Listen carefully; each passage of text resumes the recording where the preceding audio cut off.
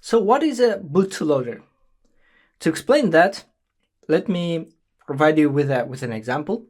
Imagine that you've designed the best smartwatch in the world and deliver it to customers. Everyone is happy, everyone is using the watch, but at some point you detected some bug. And how can you update the software in all the watches you delivered? Of course, you cannot manually flash all the devices using the ST-Link. You can't do it, you've already delivered it.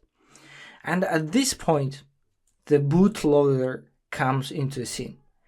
So when you design a product, the application running inside of your product must have the ability to update itself by receiving the application file, the software, through some interface. So in this example, the interface could be just a Bluetooth or Wi-Fi. So when you have the new software version on a server, the watch can download the software and can update itself. So this is the bootloader. This is the task of the bootloader. So if we go a little bit deeper, I think this illustration explains all the main parts of any bootloader system. So first we have a host.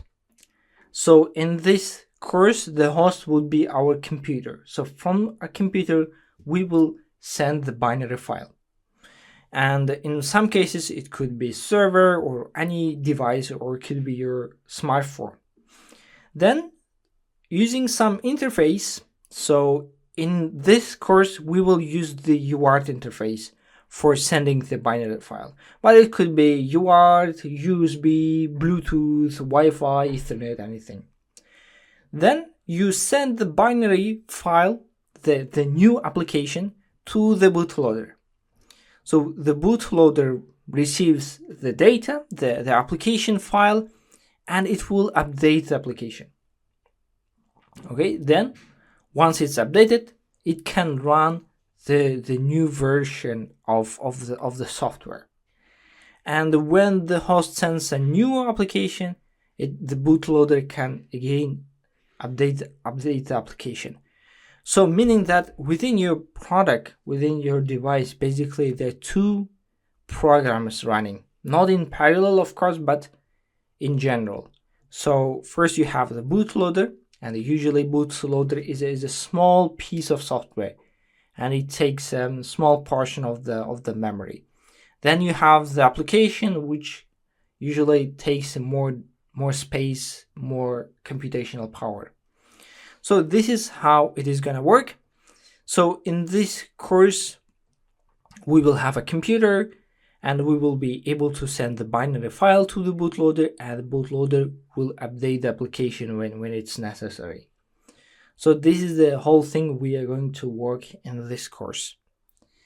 And another important point is that once we design the bootloader using the UART interface, it will be much easy to design a different kind of the bootloader, because the only thing is going to change is basically the interface. So you might use USB or Bluetooth or anything like that, but the rest, how you update the application, how you execute, how you start the application, everything is gonna be same. So that's it, and in the next chapter we will start coding. So our main topic for the next chapter, next module, will be UART communication, CRC, and also will present the Python script for sending and receiving the serial data. So see you in the next chapter.